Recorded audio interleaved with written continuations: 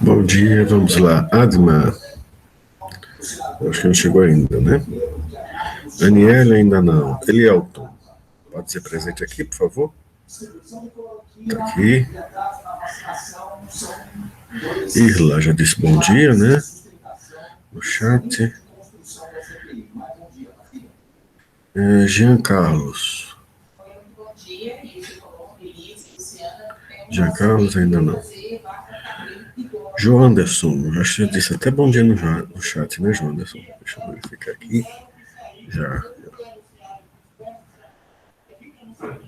João Heitor, acho que não chegou ainda. Verificando. Ravik. Opa. Quem? Por favor? Presente. Quem está presente, pelo amor de Deus, não fala o nome. Ravik. Ok, obrigado. É que eu não vejo o nome, né? Aí não vejo o rosto, não tem o nome quando você fala, aí fica difícil dizer quem é. Ai, Marta, bom dia. Você chegou bem na hora que eu ia chamar seu nome. Marta. Presente, Marta? Ela entrou agora, deixa eu só fazer um presente aqui. Marta, Pedro Henrique. Pedro Henrique aqui. Vinícius, o amor. Vinícius aqui. Marta, obrigado pelo bom dia, Marta. Vinícius aqui. E Valmor, até o dia de hoje ainda não veio. Então, chamar aqui quem está em vermelho. Adma, Aniele, Jean Carlos, João Heitor e Valmor. Algum deles por aqui.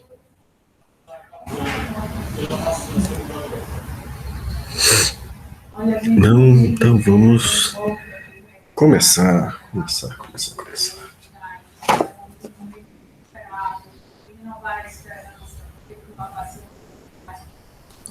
Desígnios. Alguém pode me dizer se estava previsto a palma da minha mão essa paixão inesperada? Se já estava escrita e demarcada na linha da minha vida? Se já fazia parte da estrada e tinha que ser vivida? Ou se foi desgoverno repentino que surpreendeu os deuses?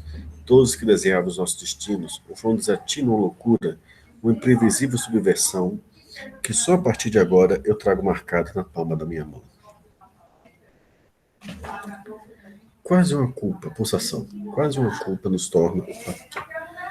torna assim assustadiços. O coração aos pulos, sobressaltos, o telefone toca, se paralisa um instante. O sangue ferve, rápido e forte emoção. É ele, podia ser ele, será que é ele? Taquicardia, palpitação. Na cama a gente rola, se contorce, nem se dorme, sujeita a demônios secundários, que nos fragilizam de suspeitas e folias, desenham doidos itinerários e nos sussurram cenas de paixão e de anarquia. Ele seria um cara audacioso, marcaríamos um encontro talvez de tarde, talvez em outra cidade, nem por amor, mas pelo insólito. A emoção é sempre tão reenergizante, raiz de gengibre de sangue estupeficiente, mais incandescente que a estrela mais brilhante. Ok, meus amigos, vamos começar a nossa aula. Já lemos algumas poesias para o dia de hoje e vamos lembrar um pouquinho da aula de quinta-feira. Na quinta-feira passada a gente falou de classes e falamos de safe pointers, né? E a gente aprendeu mais algumas palavras-chave em C++. Typedef, que cria um apelido para um tipo, por exemplo, aqui, criou para o tipo int o apelido T, então posso usar T no lugar de int, e a vantagem disso é que se eu escrever um nome mais expressivo que T, eu estarei comunicando melhor o propósito daquele int. E aqui nós temos a palavra-chave struct. A struct cria a mesma coisa que uma classe, a diferença são as seguintes. Primeiro, struct você também tem em C. Então, isso permite recapturar código legado ou utilizar código C. Segundo, tá? Numa classe, tudo que você declara sem dizer se é público ou privado é automaticamente privado. No struct, tudo que você declara como sem qualificar como público ou privado, é automaticamente público. Essa é a diferença de struct para classe em C++, tá? Formalmente, nos textos paradigmas tem mais diferenças, mas C++ internamente trata da mesma forma, como se fosse realmente uma classe. Em C teria uma diferença que a gente não teria as funções associadas dentro da classe. As funções estariam fora da classe. Aí você tem a coisa mais imperativa, procedural, bem escrachada. Aqui a gente está num híbridozinho, como em Java, mas a vida é bela. Tá bom? Então a gente viu que para fazer um ponteiro, a gente vai utilizar aqui na linha 17, não dá para marcar aqui, está no slide, make shared, para criar, que é o construtor de um ponteiro, e aqui a gente está usando shared PTR. Se você olhar no finalzinho do slide, né, tem aqui uma fábrica, return make shared arg, ou seja, faça um ponteiro compartilhado, usando o argumento, e aí a classe vai ter que saber criar o tipo com esse argumento, e o tipo do dado que ele vai, do ponteiro que ele vai apontar, tipo de dado que o ponteiro vai apontar, o tipo full. Tá certo? Então, quando ele chega aqui, use factory, ele cria um ponteiro, P é uma fábrica do arquivo, do argumento, e aí ele recebe um ponteiro compartilhado. E nós vimos que ponteiro compartilhado é feito de ponteiro normal, você não precisa ficar dando delete. Automaticamente, quando tiver mais de um ponteiro apontando para o dado é deletado. Tá certo? Então não há nenhum new, nenhum delete, nenhum malloc, nenhum free. Tá? Opções. Né? Quando você declara dessa forma, shared PTR e o tipo entre os símbolos menor e maior, a gente cria um ponteiro esperto, smart, compartilhado para objetos do tipo T. Tá? Qualquer coisa é só me interromper, gente. Eu vou seguindo. Oi, Heitor, como é que vai? Deixa eu marcar aqui sua presença. Dá um bom dia para o chat, Heitor. Tá bom? Para marcar sua presença. E o nick PTR cria um ponteiro único. Somente ele pode apontar para o dado. Tá? Aqui, se você usar sem asterisco, a gente pode usar ele como condição. Ele vai ser verdadeiro se estiver apontando para um objeto válido, ou zero se não tiver nenhum dado. Asterisco para esse conteúdo. Essa aqui da seta é a mesma sintaxe de ponteiro. Aqui uma coisa, p.get, você pode criar um outro ponteiro, tá certo? Para ser atribuído para um outro ponteiro compartilhado. Então, com essa get, você pode criar outros compartilhados. E aqui, swap, você pode fazer o swap entre dois ponteiros dessa forma, swap p e q ou p swap q. Temos essas duas possibilidades, tá certo? Aqui via função amiga, aqui via função membro de classe. Bom, dúvidas sobre esses assuntos, algumas coisas? Vou seguindo. Coisas exclusivas das shared, né?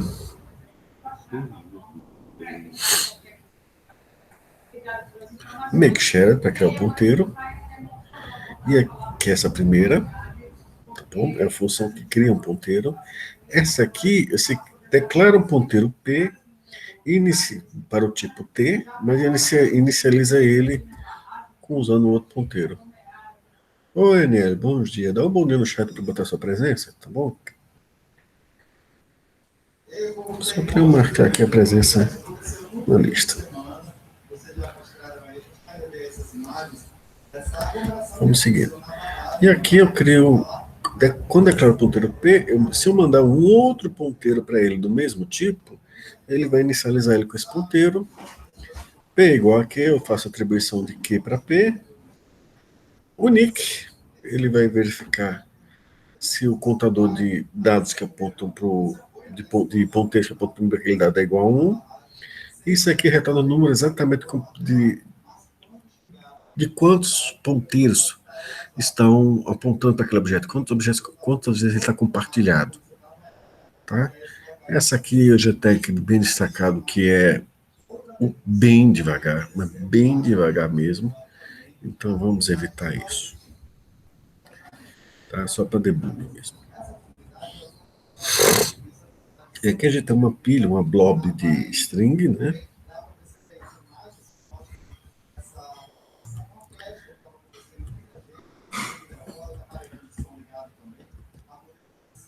Vamos um aqui.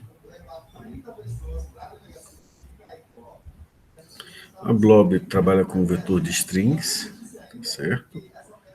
E você pode ter ela também sendo inicializada com uma lista de strings. Size retorna o tamanho do dado e empty se verifica que está empty. E aqui a gente vai ter o que? Pushback, chama a função pushback do vector, e embora coloque uma string no final. Temos string front e back, né? E está aqui o dado privado dele é um ponteiro para um vector de string. Construtor, ele praticamente pega o data e faz um ponteiro compartilhado para a string dele, de vetor, né? Esses exemplos são um pouco mais extensos desse outro livro, por isso que eu normalmente evito esses slides, mas vamos lá. Deixa eu passar. Pronto.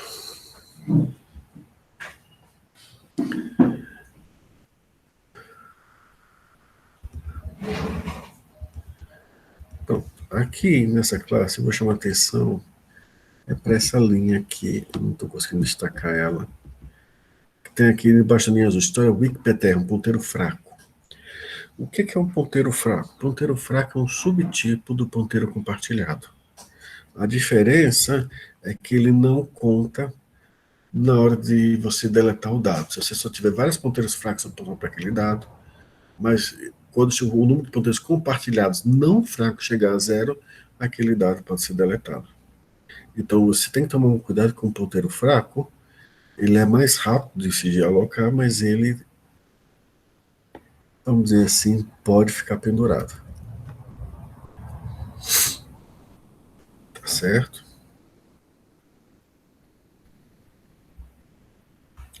E aqui a gente tem a palavra alto, né? Você verifica, esse lock vai verificar se o ponteiro fraco está ainda apontando para um dado válido, e o alto é o retorno dessa função. Se a negação dele for verdadeira, você tem que esperar um erro, se não, você tem o vetor que ele está apontando ali, a mensagem dele. Esse exemplo é longo, não dá certo sem um laboratório. E sem estar em sala de aula, para pelo menos mostrar um pouco mais de código mesmo. Então vamos pular por aqui. Deixa eu pular.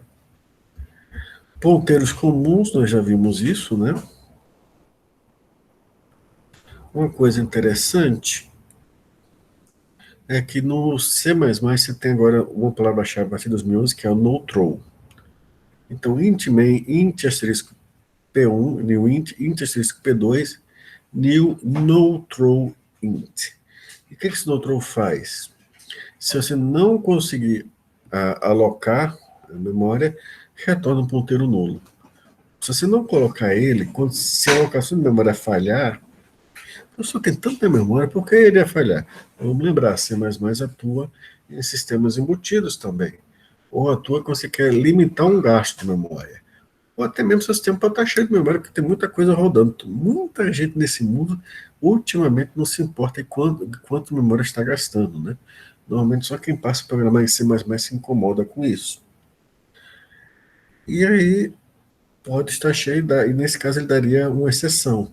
Quando você bota o no-throw, se ele não conseguir alocar, ele vai retornar um nulo e você tenta conter o estrago aqui dentro. Certo?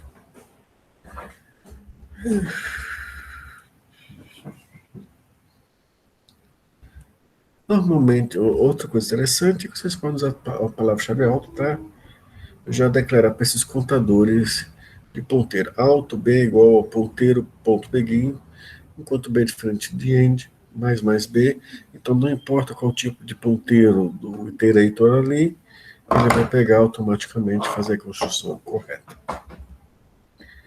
Tá? Isso tudo nós já vimos.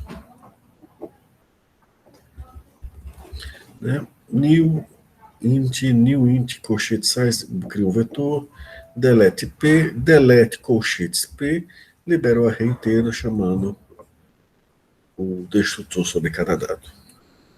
Tá bom?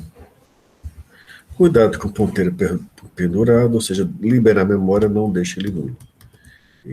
Tá tudo bem? Aniele, tá por aqui ainda? Ele não deu nenhum bom dia no chat? Eu vou aguardar o bom dia dela para botar a presença dela, tá? Bom, eu acho que de ponteiro comum a gente já viu o suficiente. Eu acho que é só os cuidados que eu tenho que dizer aqui. Se você pegar um código que já está trabalhando com pointers, não misture smart pointer no meio dele. Porque a chance das coisas darem erros imprevisíveis é alto. Ou você transforma tudo para smart pointer, vai ser um trabalho fazer isso, ou você fica com o ponteiro que estava no código legacy que você recebeu.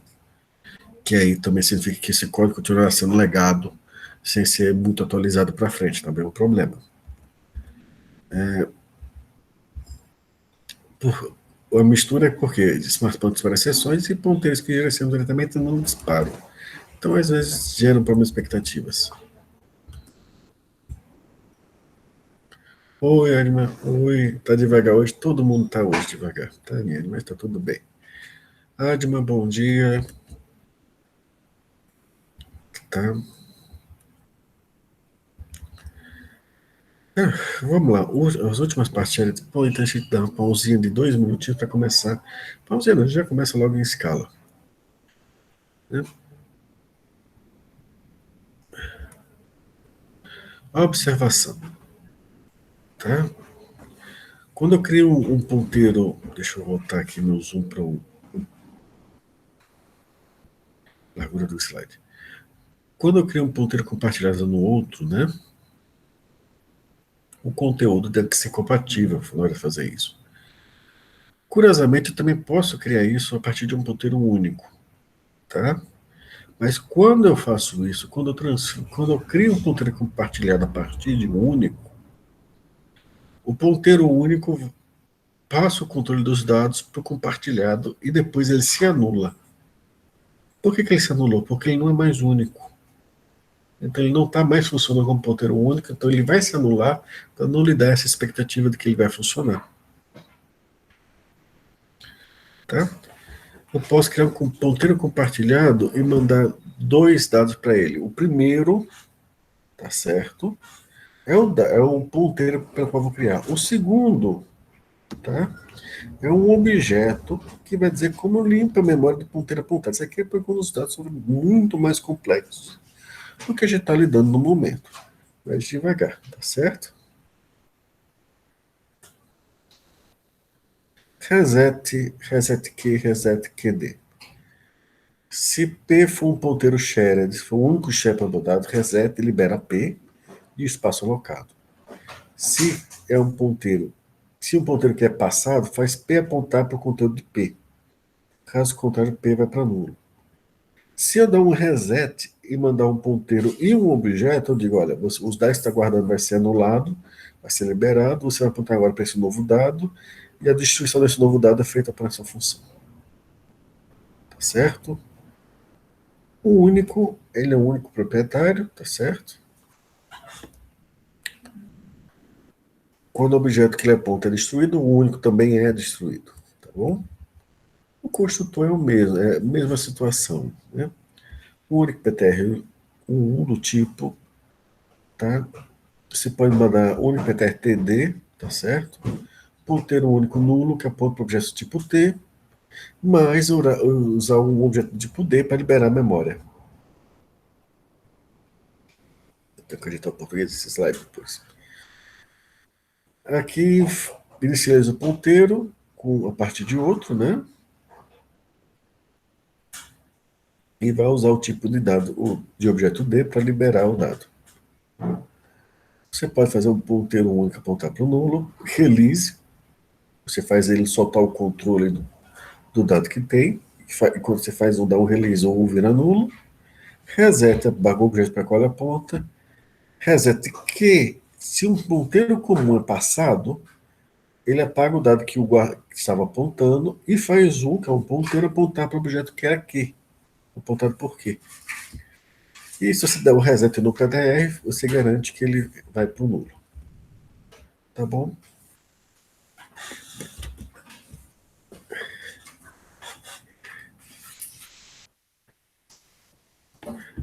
Eu li nele como se não fosse. Não, a Adma estava esperando ele dar um bom dia, que ele estava demorando, aí deixei puxei a orelha nela.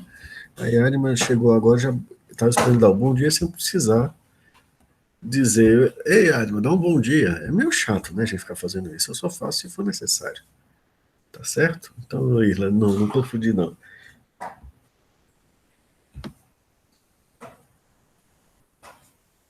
Eu posso ter falado trocado. Será que eu falei trocado? Sei lá, viu? Desculpa se eu falei trocado. Ok. Bom, e isso encerra o que eu tinha, né? O que eu tinha para falar de C++ nesse curso aqui, até porque o objeto desse curso é paradigmas. A gente vê duas linguagens, porque a gente precisa conhecer duas linguagens diferentes, bem diferentes daquelas que vocês conhecem, para a gente entender o conteúdo melhor da disciplina, né? Então, eu acho que a maioria, se não todos aqui na sala, já deve ter percebido que ontem vocês receberam o meu pacote de presente de exercícios, não é isso? Tá certo? Quem não viu, veja lá no Classroom, tá? Mesma coisa, só reproduzir os códigos que estão ali, é tipo um laboratório simples de C, tá bom? C++, perdoe-me. É bem tranquilo e é bem divertido, que vocês têm liberdade de fazer a brincadeira que vocês quiserem ali com aquele código, né? Eu mandei Jogo da Velha, mandei aquela fazenda de Tamagotchi, fazenda de monstrinhos, e por aí vai, né? Então acho que dá para vocês fazerem se divertindo, tá? Não precisa também ser nenhum sofrimento fazer aquilo dali, tá bom? Alguma pergunta ou dúvida sobre os trabalhos?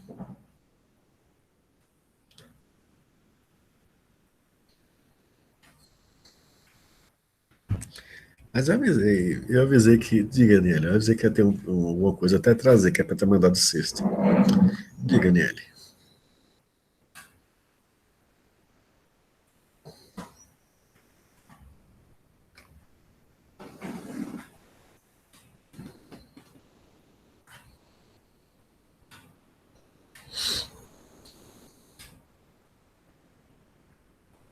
Não aparece atividade? Oh, meu Deus. Deixa eu ir lá de novo.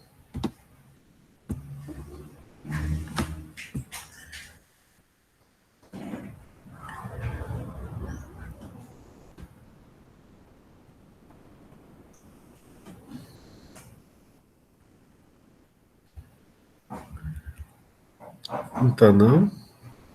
Se você entrar no Classroom, no mural, tá lá, postou a nova atividade, eu clico, tá? Instruções. Tem lá o PDF e os arquivos zip.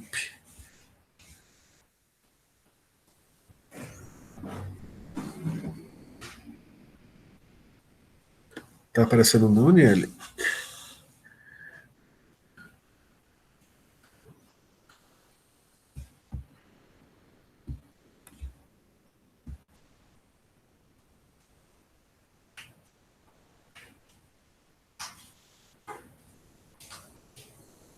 Deu certo?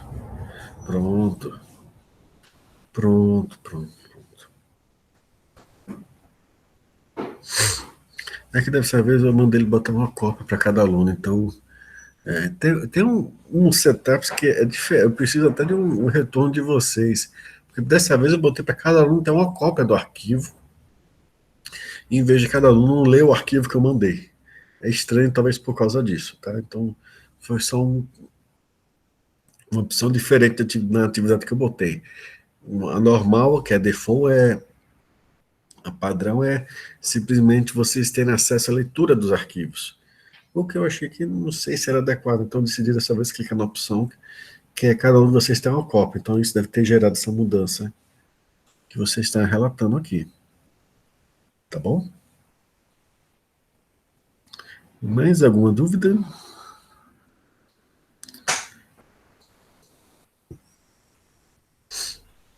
Pronto. Então, vamos agora só molhar o dedo mindinho, tá?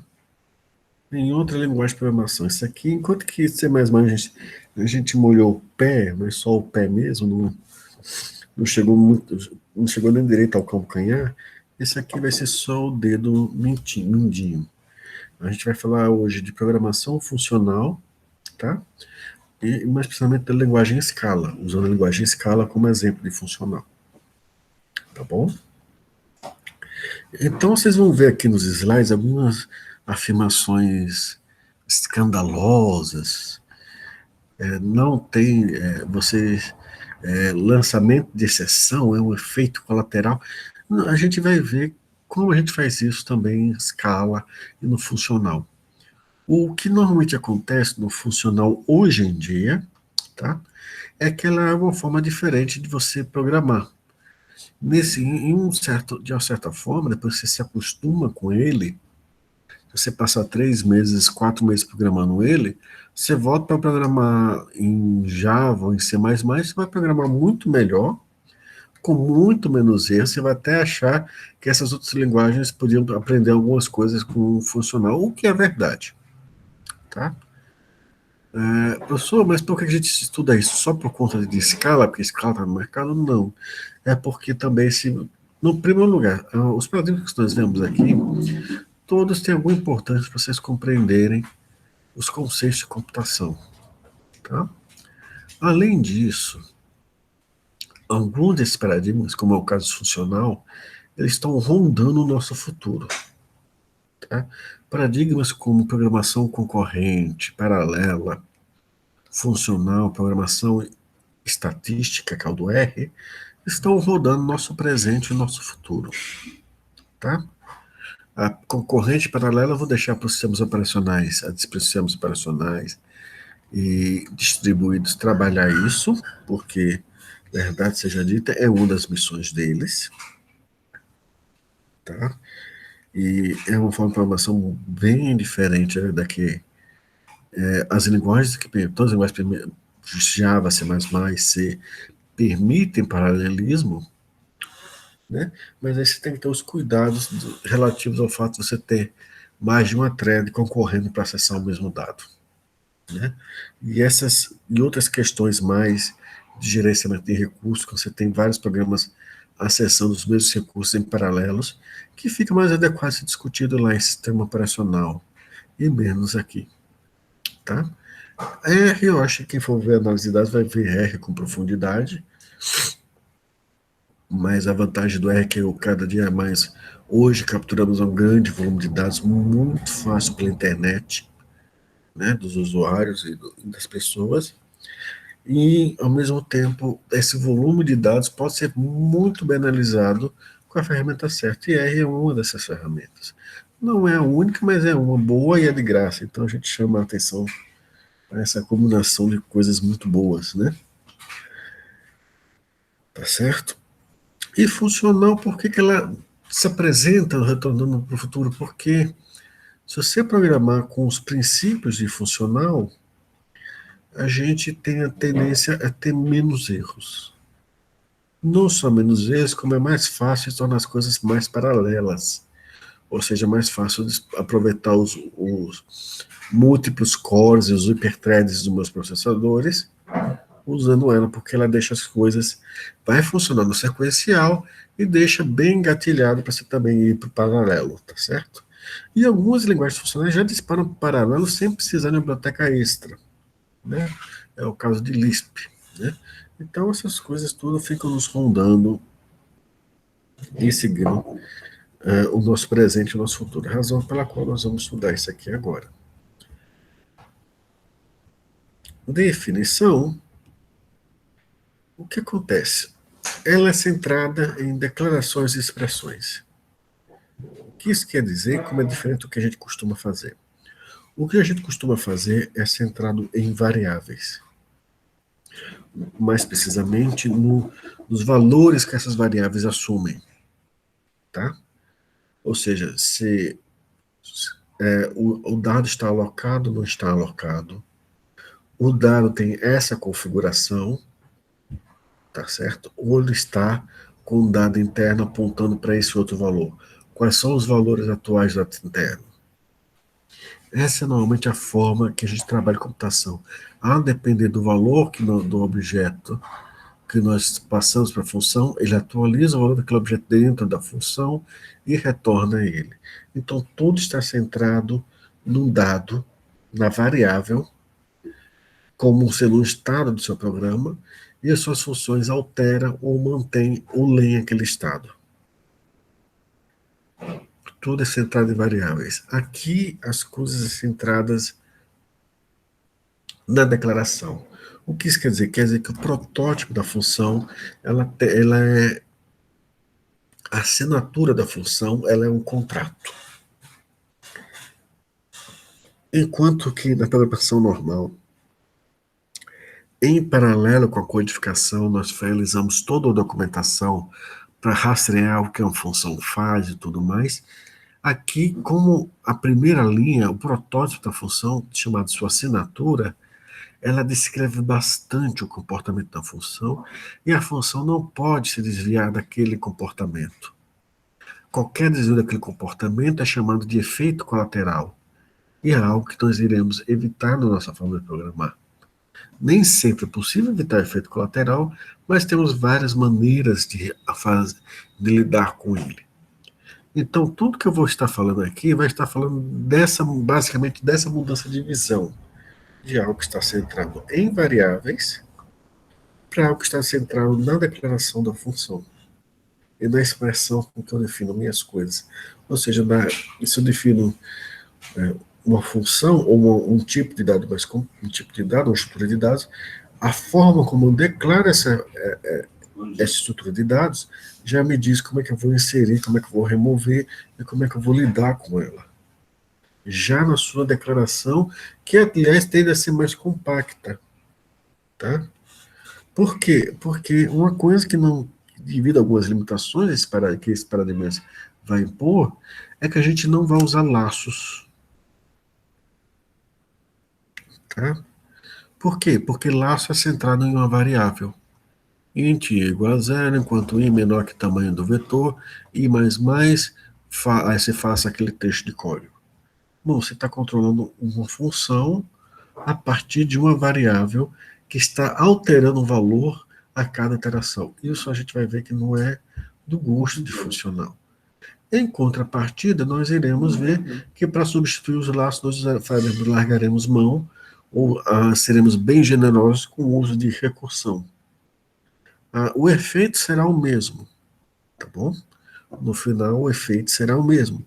A diferença é que será tudo mais controlado ou visível a partir da sua definição do que é o dado e do que é a função, né?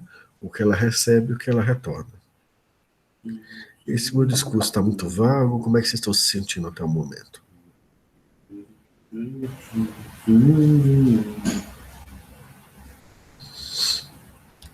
Ficou perdida? Também. Ok, então vamos devagar, deixa eu ir. O que a gente vai fazer é uma mudança de pensamento. Em vez de a gente ficar controlando tudo a partir de variáveis, nós iremos definir as funções e a chamada da função já nos dirá como as coisas irão se comportar. Não quer dizer que nós não vamos usar as variáveis, nós vamos. Mas o principal será como nós definimos a função e como nós definimos um tipo de dado mais elaborado. A gente vai ver que essas duas formas de definição, quando feitas em um certo estilo, carregam não só muita força de comunicação sobre o que a função vai fazer e como ela irá se comportar, como irá também definir, mostrar, guiar como todas as funções que trabalham com os dados devem se comportar. Essa é a mudança de visão. Ok. Tá? Desvantagens e vantagens. Quando a gente fizer essa mudança, do começo é meio lento. Tá? Mas com o tempo você vai ter uma vantagem. Porque quando você está programando no procedural, que é o caso de Java ou C++, você está desenhando a função na sua cabeça, né? E você tem que ficar documentando o tempo todo, olhando toda a documentação para registrar o que está acontecendo ali. No funcional, a primeira linha já vai lhe dar 80% das informações ou mais, 80, 90% ou mais do que aquela função faz. Tá? E a escrita disso não é muito mais complicada que a escrita de uma função como vocês já estão acostumados. Tá bom? Deu para acalmar quem está meio desorientado aí? Deu para acalmar, pelo menos, e resolver, acho que essa vai a gente ver as coisas, né? Então, deixa eu definir o que é um efeito colateral. Como o meu foco está na definição e não na variável, qualquer alteração de valor de variável é um efeito colateral. Pessoal, como é que eu faço o meu programa se eu não posso alterar uma variável? Eu vou lhe mostrar como. Temos alternativas. Não nos é possível modificar a estrutura de dados. Agora lascou, porque eu vou ter que ter uma lista encadeada que guarda minha lista de música no meu tocador de play. Como é que eu vou fazer isso? A gente vai ver que tem uma maneira funcional de contornar essa situação. Tá? Setar o valor de um campo do objeto. Lançar a exceção. Imprimir no console. Ler no teclado. Ler ou escrever artigo. Desenhar na tela. Eu só vou conseguir fazer alguma coisa nesse paradigma. Por incrível que pareça, você vai conseguir fazer tudo que eu acho que esse pensamento, você lê essa lista de efeitos colaterais e você pensa, eu não vou fazer nada com essa língua, com esse paradigma. Porque eu não posso desenhar na tela, não posso alterar valor, não posso alterar valor de variável, não posso alterar a estrutura de dados, não posso disparar a exceção. O que é que eu vou fazer da vida? Você vai fazer tudo. Tudo que você faz, você vai fazer. Só que não é como você fazia em Java ou em C++. Ou em qualquer outra linguagem procedural. Você começa a digitar o código, esse aqui vai disparar uma exceção, então deixa eu botar uma exceção aqui. Não, o que vai acontecer, a gente vai definir as coisas de forma que a exceção vai ser parte da resposta, vamos dizer assim. E aí vai mudar um pouco as coisas. Então, tudo que a gente faz no procedural, na orientação a objeto, a gente consegue fazer em funcional. Só que a forma de organizar o código será bem diferente. Então, eu não vou precisar escrever as coisas. Faltou uma exceção aqui, deixa eu colocar. Não, se eu for alterar uma exceção, eu vou ter que alterar a definição do protótipo de maneira bem simples, mas eu vou estar comunicando aquela função dispara uma exceção, tá? E como eu vou lidar com isso, tá bom? Então, como eu disse, temos slides aqui meio escandalosos, tá? Mas é só para assustar, para quebrar um pouco a cabeça, para depois você ver, não é difícil, é só diferente, tá bom? Então, o que acontece? No que a gente está acostumado, os objetos guardam estados. Então, a gente altera o objeto conforme a situação que o programa pede. E o objeto é que vai muitas vezes definir como eu vou alterar. O que vai acontecer no funcional, não. Eu vou mandar a função e os valores de parâmetros vão para essa função, o resultado vai ser o mesmo, independente de como estejam os outros objetos no programa. Certo? É nisso que ela é centrada.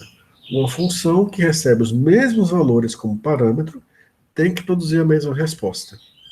Isso não vai ser sempre verdade na orientação ao objeto. Tá certo? Chamadas com o mesmo argumento tem que dar o mesmo valor. Funções sempre retornam valor, então não vou ter uma função tipo void. E as funções vão estar bem fechadas. Como elas não...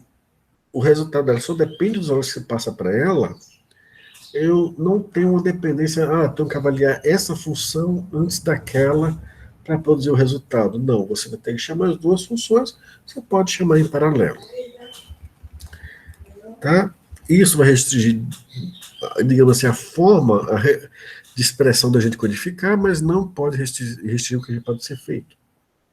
A gente ainda vai ter uma maneira de fazer I/O, vai ter uma maneira de fazer interface gráfica, vai ter uma maneira de você ter estrutura de dados ali dentro e de tratar erros. Tudo isso continua possível, só vai ser diferente. Tá? Então vamos ver aqui. Isso aqui é um programa para uma cafeteria. Tá? Então todo mundo vendo o código? Dá aqui um minuto, gente, só pegar um copo de água, que eu esqueci de deixar um copo de água perto. Olha aqui.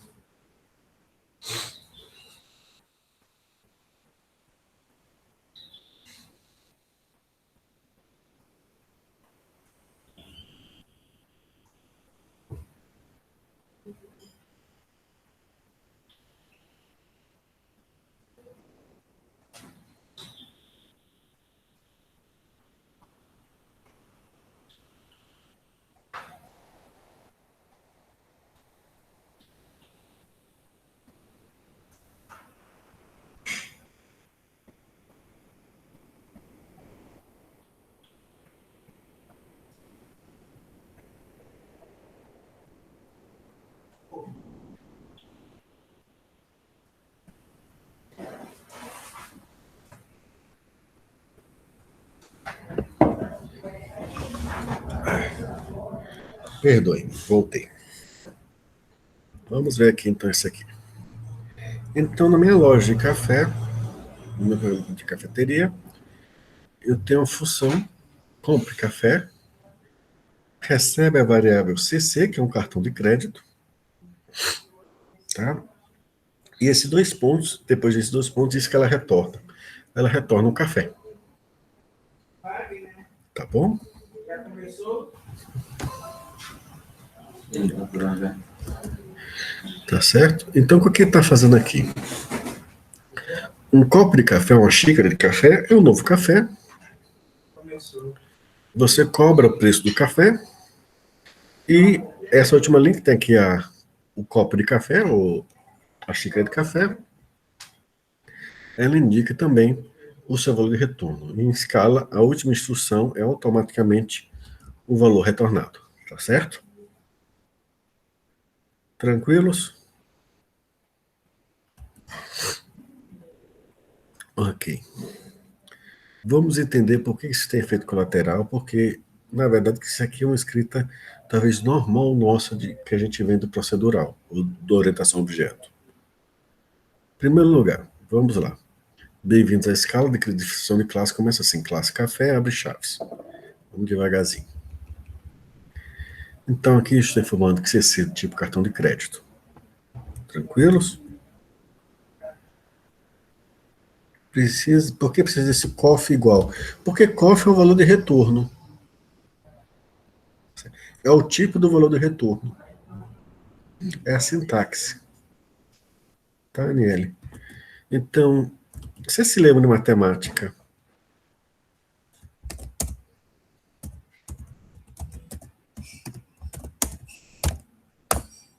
Não sei, mas deixa eu fazer um paralelo aqui.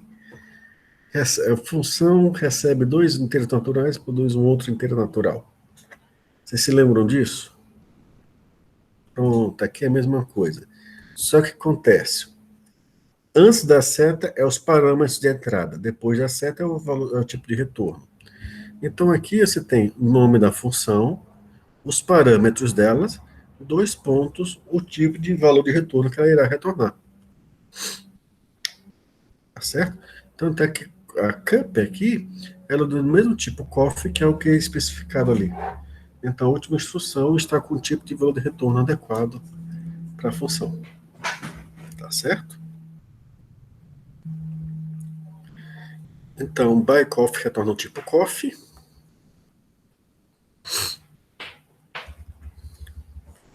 Sem ponto e vírgula, tá? Igual Python, só que não é por tabulação, sem ponto e vírgula. Então, temos uma variável cup, né, um valor cup, ele não vai chamar de variável. O termo que ele vai usar É valor. É, primeira vez, porque a gente está vendo o quê? Vocês viram Python, Java e agora C++.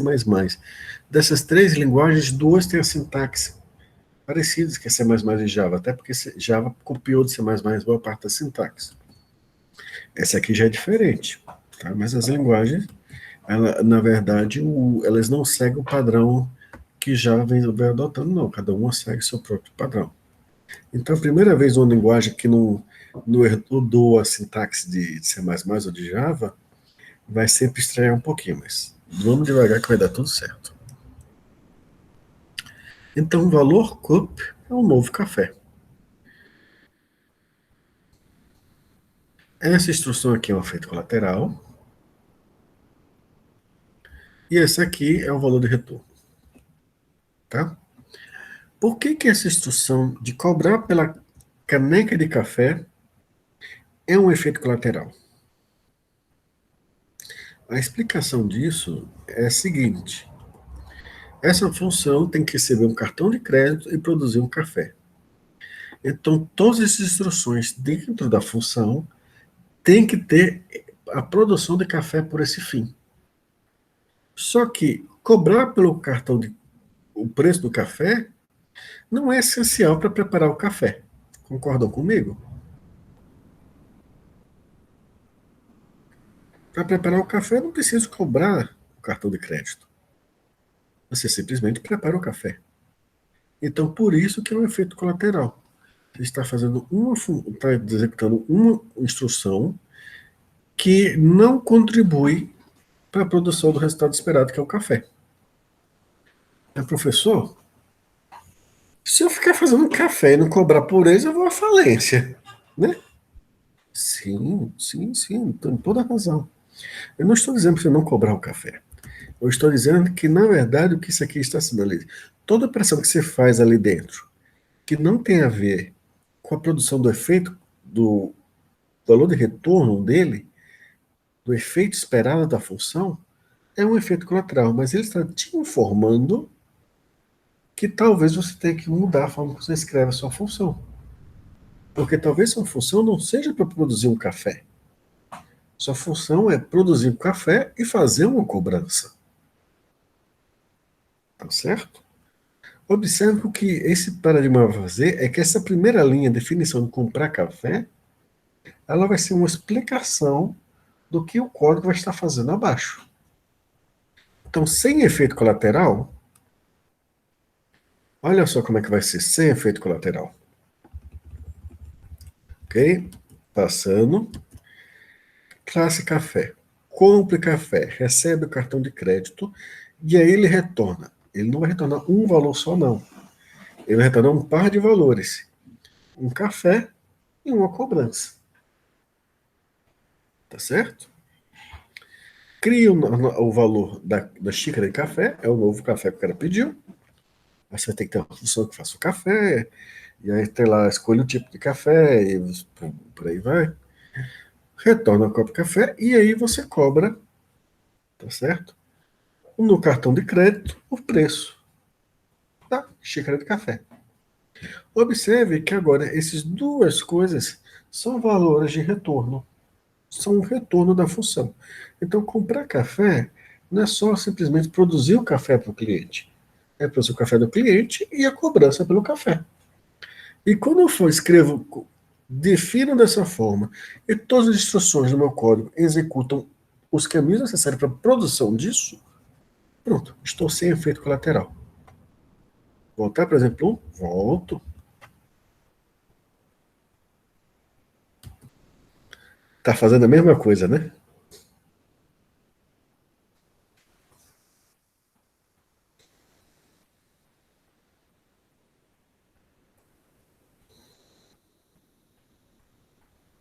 Eu estou esperando seus comentários aí, Hélio, de mais alguém. Podem comentar, podem falar. O efeito colateral é porque é uma operação que não contribui para produzir o valor de retorno da função compra café. Qual o valor de retorno da função compra café? É apenas um café. Para produzir um café, as instruções abaixo não precisam fazer a cobrança. Então, ou eu escrevi, botei a instrução de mais dentro da minha função, ou minha função está definida errada a assinatura dela. Você está entendendo?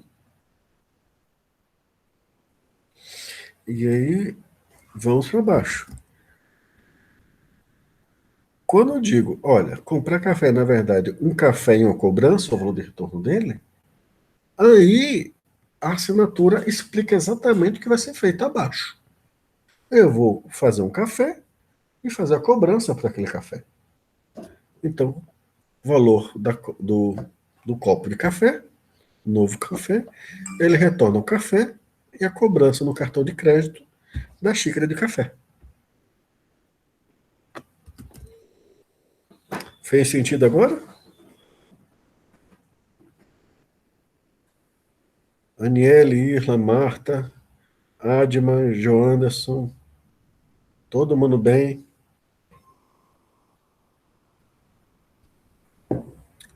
Uma observação que os dois códigos compilariam. Tá? Em geral, as linguagens que são usadas pelo mercado, que admitem funcional, elas são multiparadigmas. Tá? Mas o que acontece é, essa primeira linha que eu defino uma função, ela tem que explicar bem o propósito de todas as instruções da função. Tá? Então, quando eu escrevo aqui definição de comprar café recebendo um cartão de crédito, é um café e uma cobrança. Então, todas as instruções dentro dessa função estão voltadas para produzir esses dois efeitos, café e cobrança. Então, cria um café, faz sentido, um dos meus retornou um café. E a seguinte é retornar um café e a cobrança no cartão de crédito pelo preço do café. Faz sentido, já que eu preciso retornar exatamente uma dupla desse tipo, café e cobrança. Tá bom? Então, essa é a principal diferença quando você vai escrever de funcional, se você veio de orientação a objetos ou de procedural. Tá? Primeiro, todas as funções, tá? Têm um valor de retorno. Todas as instruções das funções têm que contribuir para a produção daquele valor de retorno. Se não estão contribuindo diretamente para aquele valor de retorno, então você ou está com instruções em excesso e precisa refatorar o seu código, ou a assinatura, a definição da função não está congruente, não está adequada com o que ela tem que fazer. E aí você ajeita isso. Pô, professor, qual é a vantagem disso? A vantagem é que essa primeira linha lhe diz exatamente o que você vai ter que verificar no seu código, o que o seu código vai estar fazendo. Qualquer coisa que você observe que não coincida com o que está a primeira linha dizendo que tem que ser feito, você já suspeita como fonte de erro. Tá certo? Ou de exagero. Né?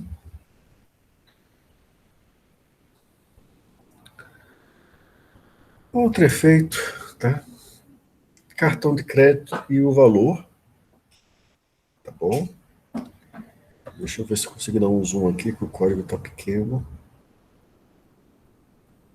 Tá melhor para ler agora? Então, classe cobrança. Recebe o cartão de crédito, tá? E um tipo, um valor,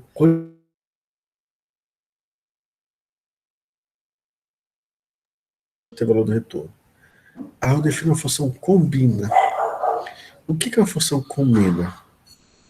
Ela pega uma cobrança, tá certo? E retorna uma cobrança. Então, o cartão de crédito é igual ao cartão de crédito? Sim. Se eu tenho duas cobranças e o cartão de crédito é o mesmo, eu faço a cobrança, uma nova cobrança, no mesmo cartão de crédito, com as duas quantias de cobrança somada. O que isso quer dizer? Quer dizer que eu vou estar definindo uma regra para combinar a cobrança de vários preços distintos. Se a pessoa comprou vários cafés diferentes, na hora dele pagar a conta, eu vou combinar os diferentes preços da seguinte forma: 2 a 2. pega o mesmo cartão de crédito e a quantia é a primeira mais a segunda. Tá certo? Se o cartão diferente vai ser, tá certo? Se o cartão de crédito é diferente nas cobranças, então eu não posso combinar cobranças de valores em cartões de crédito distintos. Faz sentido isso?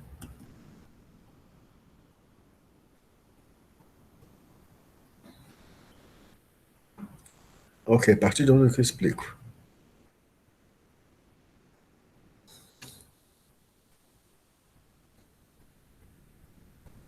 É a primeira parte do cartão de crédito do café.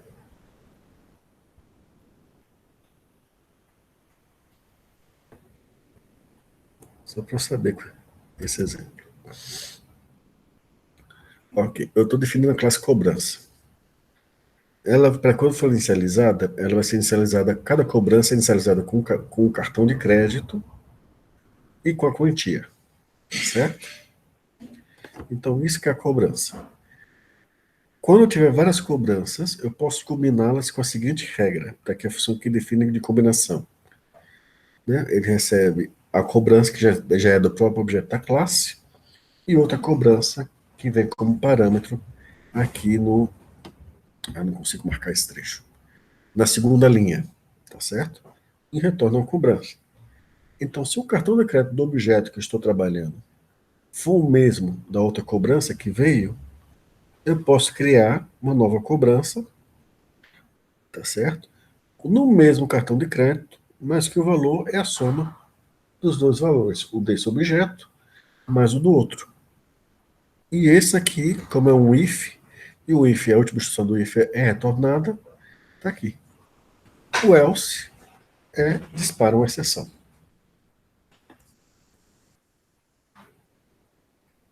Ficou mais claro, Aniele?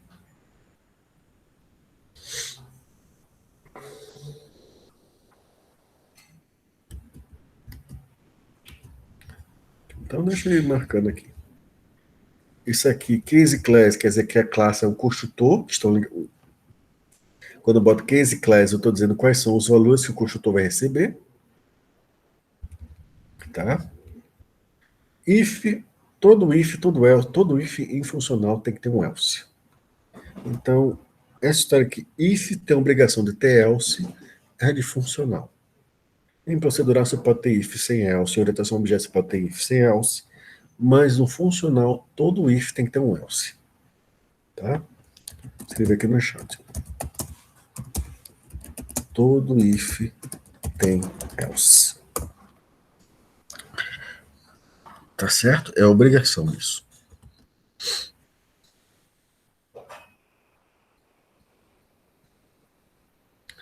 Senão, ele dispara a exceção.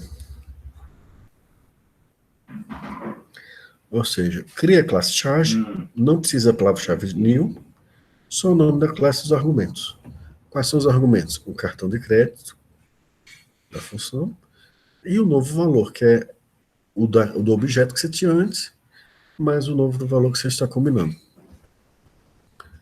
Tá? Isso aqui está fora do paradigma funcional. Tá certo? Por quê? Porque a exceção é uma instrução que não vai produzir. Olha só, isso aqui é uma instrução de combinação. Recebe uma outra cobrança e resulta numa cobrança. Uma exceção não produz uma cobrança. Tá certo? Assim sendo, como ela não produz uma cobrança, ela não está contribuindo para o valor de retorno. Então é um efeito colateral. Eu estou dando com o valor de retorno uma exceção. E uma exceção não é uma cobrança. Entenderam o que eu estou falando aqui? Ok? Por que eu sei que ele está retornando esse valor? Porque aí é a última instrução. A última instrução, ela é sempre retornada. Quando é um if, a última instrução, no caso é um if else, que é o que está aqui, tá? Então a última instrução do bloco do if é retornada, ou a última instrução do bloco do else. A do if está correto, está retornando uma cobrança. mas o outro não está retornando a cobrança. Então, como é que isso seria corrigido?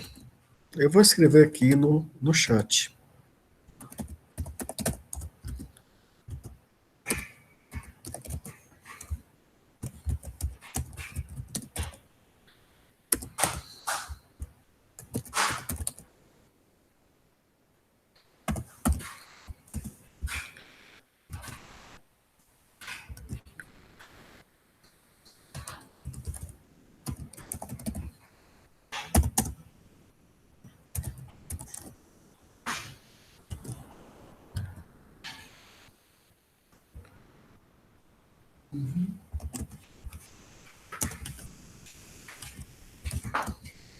E o resto seria igual.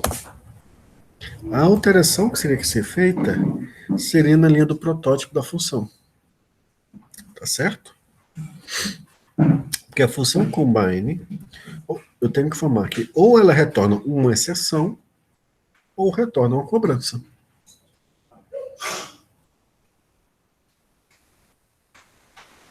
A partir do momento que eu faço isso, aí, você não sabe onde colocar uma? Olha, isso aí é um tema muito lindo e maravilhoso de... Porque é o seguinte, qual é a questão de exceção? Você quer evitar que seu programa entre num estado irregular. E por estado irregular quer dizer algo que em tempo de execução quebre o programa. Mas quebre o programa sem lhe dar nenhuma pista ou nenhuma chance de consertar o problema. Tá certo, Irla? Então, onde é que dá exceção? Por exemplo, divisão por zero. Divisão por zero é uma situação que dá exceção. Então, eu me antecipo a isso daí e digo, olha, tenta esse código, se não der certo, dispara uma exceção. Onde mais vai disparar a exceção? Se você vê na biblioteca, nas classes que você está utilizando, várias delas, na documentação está dizendo, dispara a exceção. Mas você tem que decifrar ou traduzir para o português que tipo de exceção é aquela e o que ele significa. Array out of bound index. Ah, eu estou estourando o índice de um array. Então, quando eu fizer as coisas, eu boto um try e um catch para tentar capturar esses estados e ou escrever no log qual foi informações sobre o estado do programa quando ele disparou o erro, ou eu encerro o programa de forma mais amigável do que simplesmente deixar ele quebrar na cara do usuário. Eu também posso, né, tentar resgatar o código. Em que sentido? Olha, deu um erro aqui, você botou tal valor, volte e reinsira os valores. Mas que seja antes de zero. Aí você vai e tem umas instruções que lhe permitem manobrar e voltar para o código e tentar consertar. Mas, em geral, são erros que você percebe, que com a experiência você percebe que existem ou que estão bem documentados nas bibliotecas que você está utilizando. Professor, se der um erro estranho que ninguém sabe o que é, aí você vai ter que disparar uma exceção para descobrir, depois você vai investigar e descobrir que a exceção é aquela que está fazendo o crash do seu programa. Tá bom? Então, tem algumas coisas que é experiência, mas a documentação das clássicas e das soluções que você está usando serem bem feitas. Tá bom? Depois disso, se algo pipocar, você tenta descobrir o que está acontecendo e dispara uma exceção adequada a isso. É muita experiência, Irlanda, não é? Não é tão tranquilo. Tá bom? Aqui, qual foi a exceção que ele deu? Olha, se eu mandar ele combinar duas cobranças e cartão de crédito distintos, eu não posso fazer uma nova cobrança. Então a pessoa decidiu, pelo menos decidiu que nesse caso vai disparar uma exceção, porque eu estou tentando combinar cobranças em cartões de créditos diferentes. Tá? Isso é algo que funciona bem nos Estados Unidos. Eu acho que na cultura deles é assim. No brasileiro já é o contrário, né? A conta não teria o cartão de crédito, teria um valor que depois se dividiria em vários cartões diferentes. Ou pelo menos quando você sai com os amigos, cada um paga uma parcela, ou há uma rachadura igual da conta, né? Uma divisão igual, ou cada um paga o seu, né? Tá bom?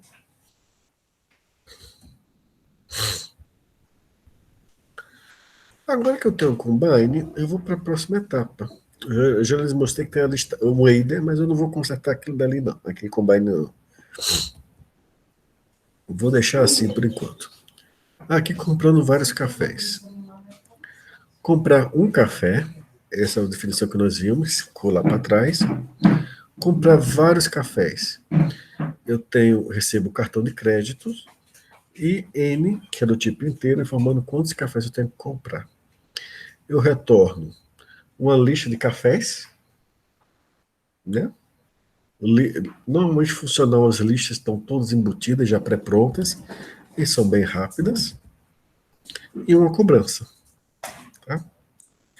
E aqui vem compras. Uma lista de café e de cobrança. Observe que aqui está dizendo uma lista, abre chaves, com licença, Elô, por favor. Aqui está dizendo que é uma lista de pares, cafés e cobrança. Então, no valor da compras, eu vou preencher essa lista N vezes, chamando a função comprar café. Desculpa, foi atrapalhado pela música. Onde é que vocês estão?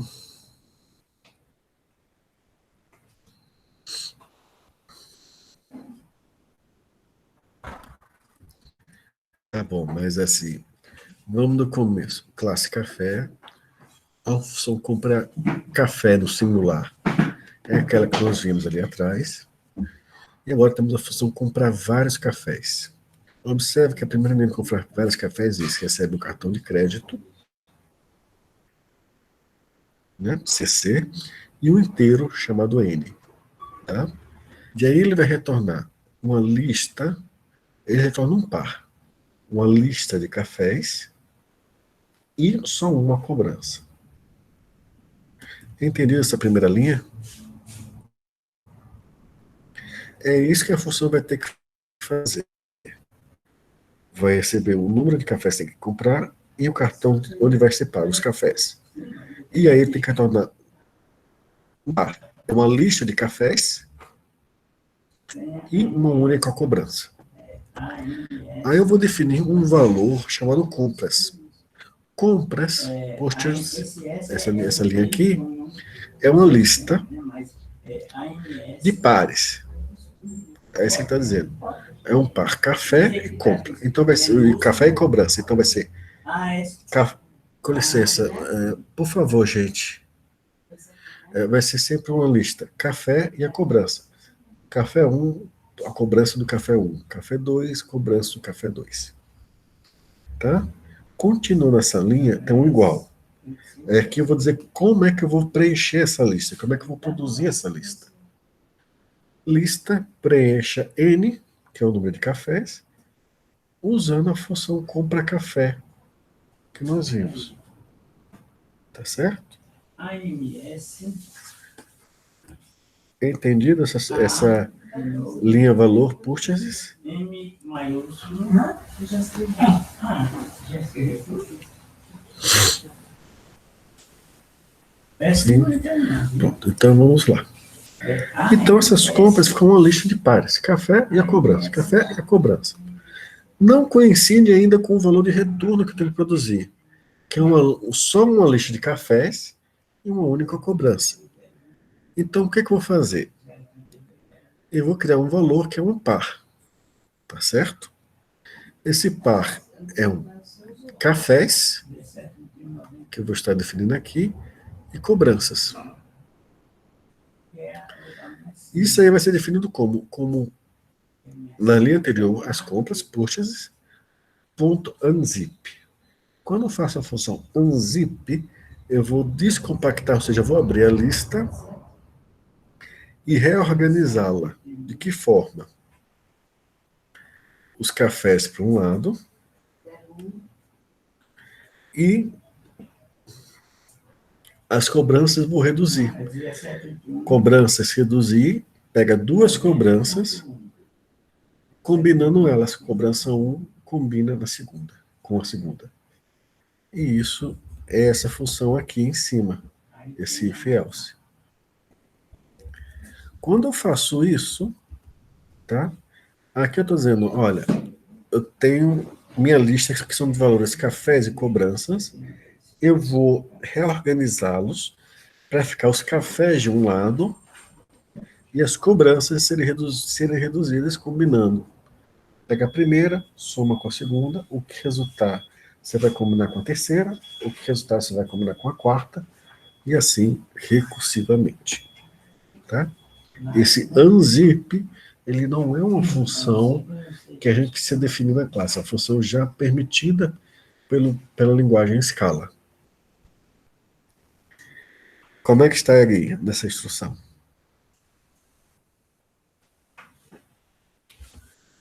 Então, essa lista, que era café e cobrança, vai virar só cafés de um lado, como se fosse todos os cafés, café 1, café 2, papapá, e uma única cobrança, que é a soma das cobranças.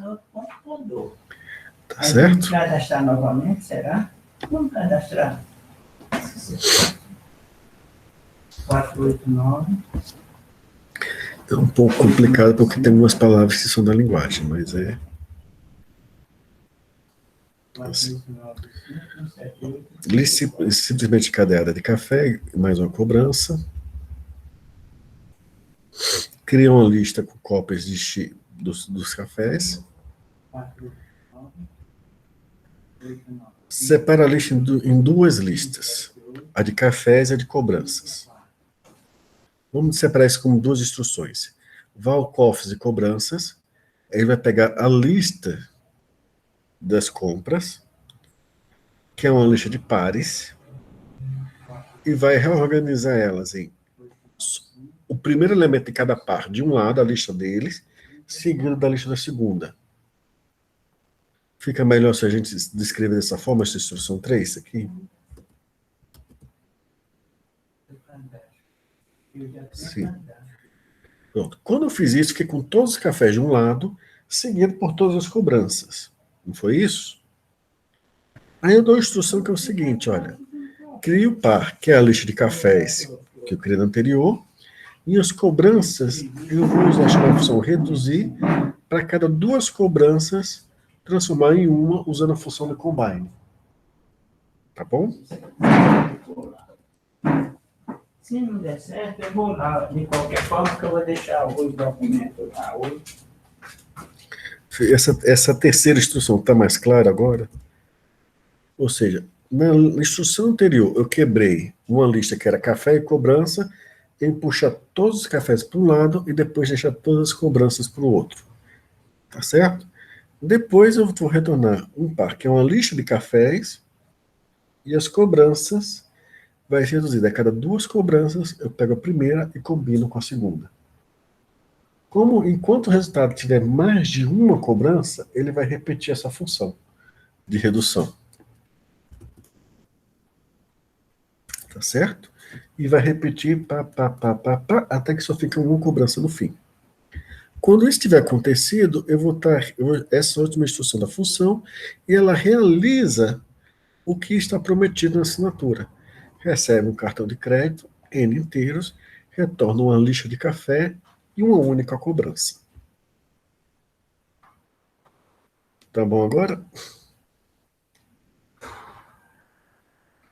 Agora foi. Ok. Todo mundo foi?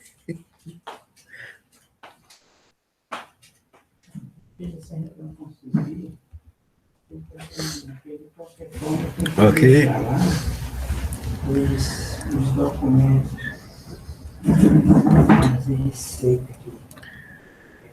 Então, o que acontece aqui é que programar em funcional é na verdade, só uma forma de reexpressar as coisas. Você pode até começar a escrever como procedural, mas depois você vai migrando para o funcional.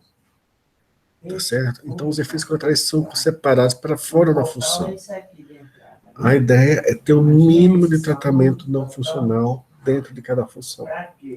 Quando isso acontecer, vai ficar mais fácil de eu escrever testes e executar de forma paralela. Por quê? Porque Ele me explicou aqui o seguinte. por que vai acontecer aqui? A definição da função, ela diz exatamente o que a função tem que fazer. Então, fica mais fácil escrever um teste para ela. Se algo der errado, ela vai dar errado dentro de uma função. Então, não vou precisar pesquisar fora dela um erro. Por quê? Porque todas as instruções de uma função estão contribuindo para a criação do valor de retorno dela. Se ela deu um erro, foi uma instrução dentro dela que causou um erro. Não foi nenhum estado anormal de uma variável. Pode ter sido uma função que chama dentro dela, verdade. Mas não foi um estado de uma variável que eu tenho que monitorar. E isso retorna os erros. Reduz os erros. Né? Então, a ideia é a gente reduzir ao máximo qualquer coisa que não seja funcional enquanto a gente está programando esse paradigma. Nem sempre é possível, mas quanto mais a gente reduzir, mais modular o programa vai ficar. Por quê? Porque eu não tenho excesso dentro da função. A função não faz nada além do que está prometido na assinatura dela. A assinatura dela é mas enquanto o pessoal fala que no objeto que o nome da função é o contrato dela, aqui é um contrato matemático da função. Ele tem uma rigidez matemática no sentido que o cara não tem que fugir daqui. Se fugir, a situação se complica. Tá bom? Função. Então, quando a gente está definindo todas essas funções, a gente está fazendo isso aqui também, que o nome funcional vem da matematicamente. Então, quando a gente define aqui comprar café recebendo cartão de crédito iene, a gente não está mais fazendo. Vamos ter uma pausazinha agora, né? 3 minutinhos, mas só escrever isso aqui. Né? A função backoffice. Tá? É uma função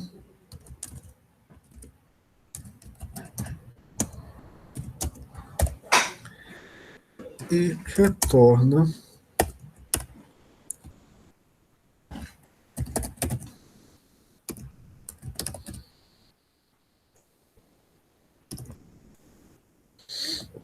Pera só, deixa eu escrever isso aqui no chat, eu paro, tá? Vírgula.